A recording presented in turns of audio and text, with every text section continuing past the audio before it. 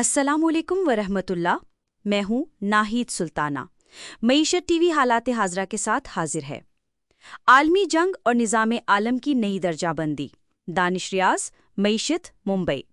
तहजीबी तसादुम पर गुफ्तगू का आगाज़ तो 1992 में सैमुएल हंटिंगटन ने किया था और नए आलमी निज़ाम का खाका खींचते हुए कहा था कि आइंदा जंगें अब नज़रियात और कौमियत पर नहीं बल्कि तहजीब व कल्चर की बुनियाद पर लड़ी जाएंगी और जो इसमें सबकत ले जाएगा वही निज़ाम आलम का सरबराह कहलाएगा।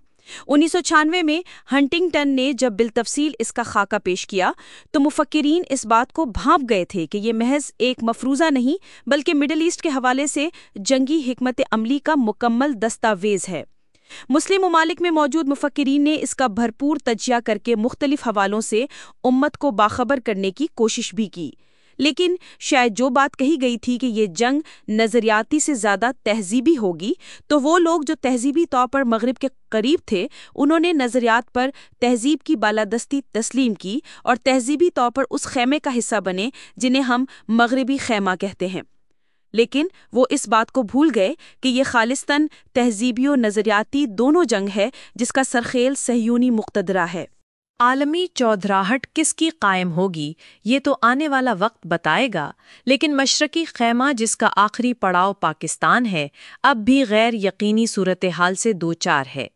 मुमकिन है कि सुकूत ईरान के बाद सुकूत पाकिस्तान पर अमल आवरी हो, लेकिन एक हद तक यह आलमी ताकतों के कंट्रोल में है।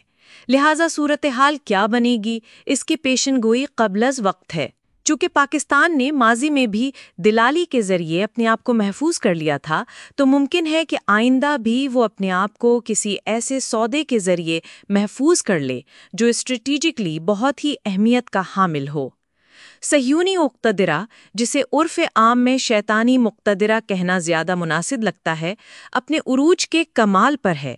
शैतानी मुक्तदिरा के लिए ईरान और पाकिस्तान इसलिए अहमियत का हामिल है कि इन दोनों ममालिक की ना तो अमूमी क़ियादत और ना ही राय आम्मा शाम, मिस्र, उर्दन वग़ैरह की तरह सहयूनी मुक्तदिरा के ज़ेर असर है। पाकिस्तान एटमी ताकत है जबकि ईरान ने भी इसमें सबकत हासिल कर ली है, लिहाजा मस्जिद अक्सा की शहादत को उस वक्त तक मुलतवी रखा जाना है जब तक कि ये दोनों ताकतें भी इनके हाथों असीर ना हो जाएं। सहयूनी नेतन्याहू हैकले सुलेमानी की तामीर में उसी जल्दी का इजहार कर रहा है जिस जल्दबाजी का मुजाहरा हिंदुस्तान में राम मंदिर की तामीर और प्राण प्रतिष्ठान के लिए किया गया था।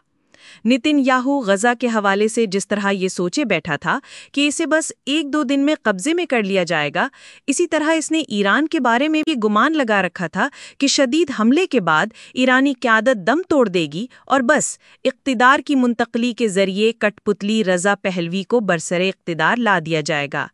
लेकिन शदीद मुज़ाहिमत के साथ जहां उसने आलमी ताकतों से मदद की भीख मांगना शुरू कर दी है, वहीं तमाम सहयूनी क़ियादतें अब इस बात पर मुतफ़िक्र नज़र आती हैं कि आखिर सहयूनी रियासत की रखवाली कैसे की जाए। कि गज़ा की तबाही के साथ आलमी बरादरी जिस तरह फ़िलिस्तीन के साथ खड़ी हो गई है, इसी तरह अब ईरान के साथ भी एक बड़ी आबादी इज़राइल के ख़िलाफ़ खड़ी नज़र आ रही है। सहयूनी मुक्तदिरा हुकूमतों को कंट्रोल करने में तो कामयाब है, लेकिन वो अवामुन्नास में वो बयानियां जारी नहीं करवा पा रहा है जो उसकी मजलूमियत को साबित कर सके, जैसे उसने होलोकास्ट के प्रोपोगंडा के जरिए माजी में अवामी हिमायत और हमदर्दी हासिल की थी।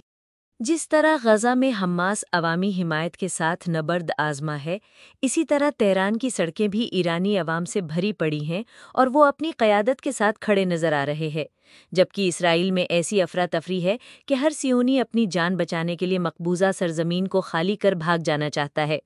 शैतान नेतन्याहू अपने खूनी खेल में न सिर्फ अपनी आवाम की बलि चढ़ा रहा है, बल्कि अपने खुफिया एजेंटों के जरिए उन लोगों को भी रास्ते से हटा रहा है जो इसकी मुखालफत में सीना सिपर नजर आ रहे हैं।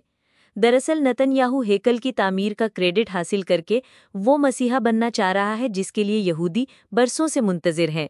दिलचस्प बात यह है कि निज़ाम आलम की दर्जाबंदी में जहां इसराइल ग्रेटर इसराइल पर अमल आवरी के लिए पूरे खित्ते को दामे फरेब में गिरफ्तार किए हुए है, वहीं हिंदुस्तान में अखंड भारत की तहरीक भी अपने उरूज पर है।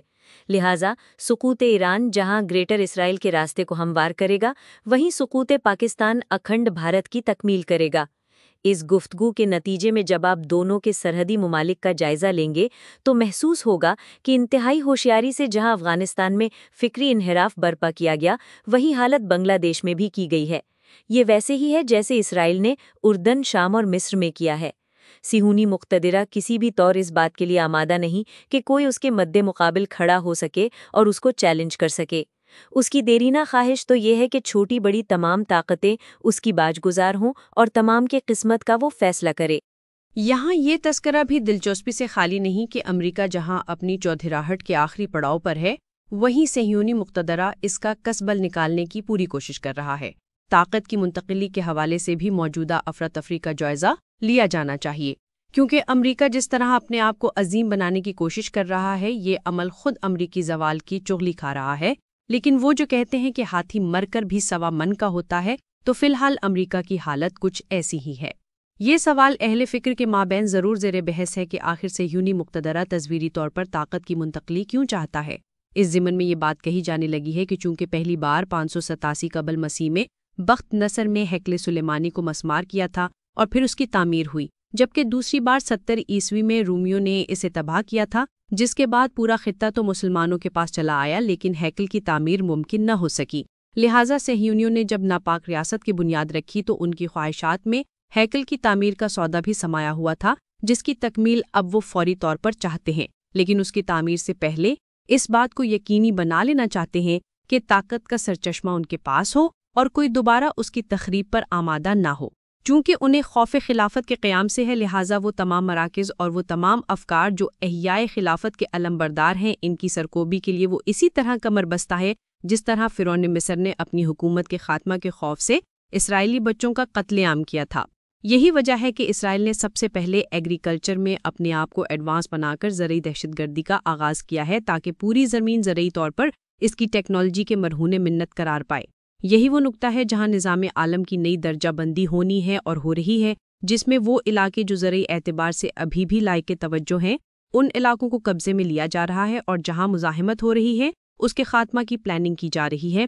استخلاف الارض پہلے بھی ایمان و کفر کے مابین نزاع کا باعث تھا اور آج بھی وہی ہے کہ زمین کا مالک کون۔ معیشت ٹی وی کی تجزیاتی رپورٹ سے مستفید ہونے کے لیے آپ کا شکریہ۔ پھر ملتے ہیں حالات حاضرہ پر نئے